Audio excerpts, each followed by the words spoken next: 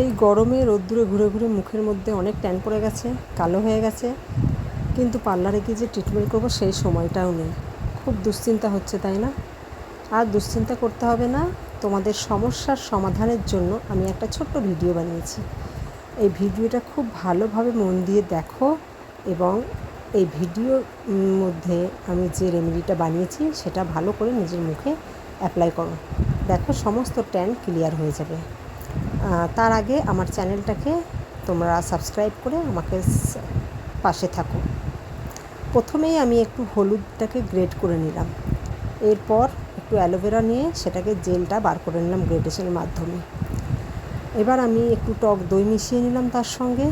টক দইটা দেওয়ার পর একটু কলা নিয়ে সেটাকেও গ্রেট করে তার সঙ্গে মিশিয়ে নিলাম। এরপর একটু কফি পাউডার ভালোভাবে মিশিয়ে নিলাম এর সঙ্গে।